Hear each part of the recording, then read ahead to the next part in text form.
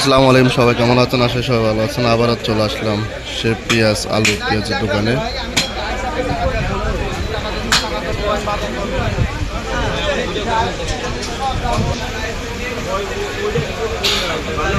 ভাই পেঁয়াজ কত চলতেছে? পেঁয়াজ কত চলতেছে ভাইয়া? হ্যালো ভাই, বলেন। 100 টাকা কেজি কবর থেকে ভাইয়া? আজকে বাজার থেকে? এটা তো হঠাৎ করে এত ডিফারেন্স হয় না ভাই। 70 টাকা 100 টাকা কিভাবে হয়? সিন্ডিকেট নাই বলে 100 টাকা, আর সিন্ডিকেট থাকলে তারপরে আরো কম হইতো তাইলে। হ্যাঁ, রসুন কত? রসুন 100 টাকা কেজি। রসুন যদি 100 টাকা কেজি হয়, পেঁয়াজ 100 টাকা কেজি কিভাবে হয়? 70 টাকা কেজি। এবার লাইনে আসছেন ভাই আপনি। 100 টাকার তো আপনি 70 টাকা আসছেন, এটা লাইনে আসছেন, খুব ভালো কাম করছেন। আদা কত চলতেছে? আদাগুলা কত? 220 টাকা।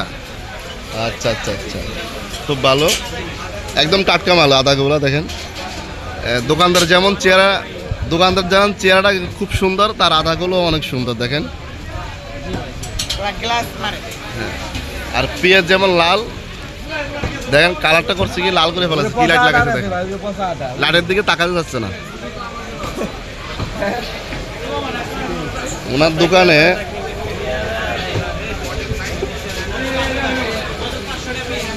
দোকানটা খুব সুন্দর করে সাজিয়েছে, কিন্তু এখানে বাজার একটু দাম একটু বেশি না হেমাদপুরে, এটা স্বাভাবিক। এখানে অনেক খরচ তাদের। যাই হোক, আপনারা যারা এই ভিডিওতে দেখতেছেন অবশ্যই ভিডিওটা শেয়ার করবেন, আর নতুন নতুন এরকম বাজারের ভিডিও পেতে আমার চ্যানেলটি সাবস্ক্রাইব করে আমার পাশে থাকবেন।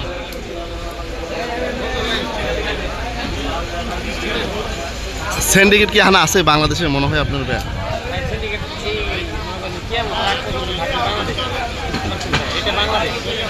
থাকবে থাকবে। যাই ভাই বললো যে বাংলাদেশের যত কিছু হোক সিন্ডিকেট কখনো থামবে না। একমাত্র যদি সিন্ডিকেট যদি থামতে পারতো, বাজারের অনেক পরিমাণ নিয়ন্ত্রণ নিচে নেমে চলে আসতো। এটা আমাদের এই দোকানদার ভাইটি জানালো। আপনারা সবাই যদি একমত থাকেন, ইনশাল্লাহ নিয়ন্ত্রণ হবে সামনে।